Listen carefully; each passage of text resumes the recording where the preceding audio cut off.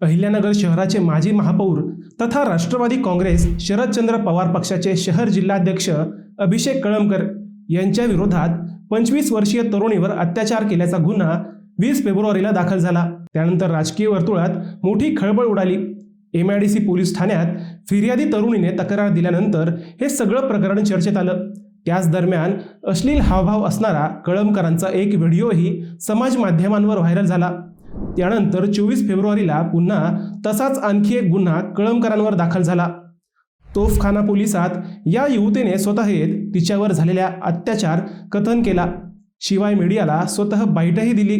या दोन्ही प्रकरणानंतर नगरचं राजकारण चांगलंच ढवळलं। एकीकडे राष्ट्रवादी शरद पवार गटाचे जिल्ह्यातील नेते खासदार निलेश लंके हे कळमकरांना पाठीशी घालत हा मधाळ सापळा असल्याचं सांगत आहेत, तर दुसरीकडे कळमकरांनी अत्याचार केल्याचा आरोप करणाऱ्या युवती एका पाठोपाठ एक समोर येत आहे। गुन्हा दाखल झाल्यापासून कळमकर फरार आहेत। पोलिसांची 2 पथके त्यांचा शोध घेत आहेत। त्यामुळे या प्रकरणातील गुंता वाढला आहे। नेमकं काय आहे हे प्रकरण हेच आपण या व्हिडिओतून पाहणार आहोत। नमस्कार, मी अजय आणि आपण पाहत आहात अहिल्यानगर लाईव्ह 24, नगरी राजकारणाचं परफेक्ट ॲनालिसिस। पुणे जिल्ह्यातील एका 25 वर्षीय विवाहित महिलेने शनिवारी पहाटे MIDC पोलिसात फिर्याद दिली। फिर्यादीत नमूद केल्याप्रमाणे संबंधित महिला खाजगी कामानिमित्त काही महिन्यांपूर्वी अहिल्यानगरला आली होती। सोशल मीडियावरून तिने माजी महापौर अभिषेक कळमकर यांचा मोबाईल क्रमांक मिळवला। तिला नोकरीची गरज असल्याने तिने नोकरी संदर्भात कळमकर यांना संपर्क साधला। कळमकर यांनी तिला कुष्ठधाम रोड परिसरात बोलवून शिक्षणाची चौकशी केली, नोकरी मिळवून देण्याचे आश्वासन दिले। त्यानंतर काही दिवसांनी अभिषेकने MIDC परिसरात आपली शाळा असल्याचे सांगून शाळा दाखवण्याच्या बहाण्याने तिला पुन्हा पुण्याहून बोलावले। दुसऱ्या दिवशी महिला अहिल्यानगर येथे आल्यानंतर अभिषेकने तिला केडगाव बाह्यवळण रस्त्यावर उतरायला सांगितले।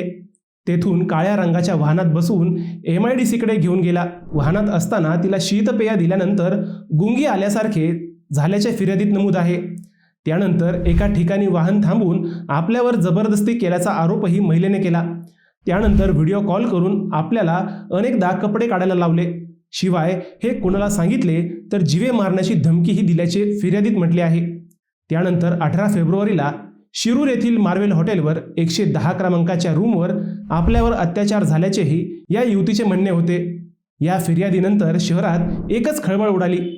आता या प्रकरणात खरं काय आणि खोटं काय हा तपास पोलीस करत आहेत, परंतु तक्रार दाखल झाल्यापासून कळमकर फरार आहेत। हे प्रकरण हनी ट्रॅपचं असावं असा आरोप शरद पवार गटाच्या काही नेत्यांनी केला, परंतु त्याच दरम्यान कळमकर यांचा एक व्हिडिओही व्हायरल झाला।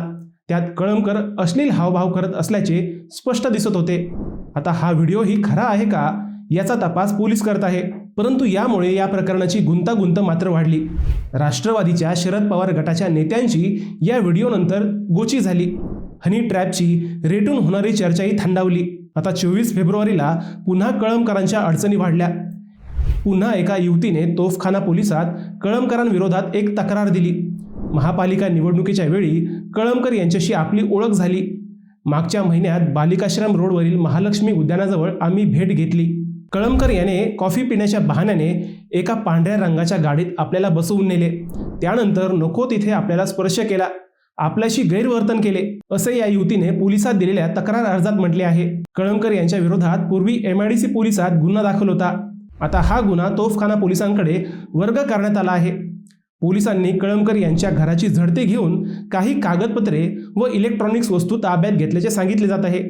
पोलिसांची 2 पथके त्यांच्या मार्गावर आहेत। दोन्ही युवतींच्या तक्रारींचा तपास लावून खरे काय ते समोर आणण्याचे आव्हान नगर पोलिसांसमोर आहे, परंतु माजी महापौरांविरोधात हे गंभीर आरोप झाल्याने नगरचे राजकीय वातावरण सध्या चांगलेच तापले आहे। मित्रांनो, तुम्हाला या विषयावर काय वाटतं हे आम्हाला कमेंट करून नक्की कळवा। शिवाय व्हिडिओ आवडला असेल तर चॅनलला सबस्क्राईब करून व्हिडिओला लाईक करायला विसरू नका। पुन्हा भेटूयात नव्या विषयावर, तोपर्यंत सप्रेम नमस्कार।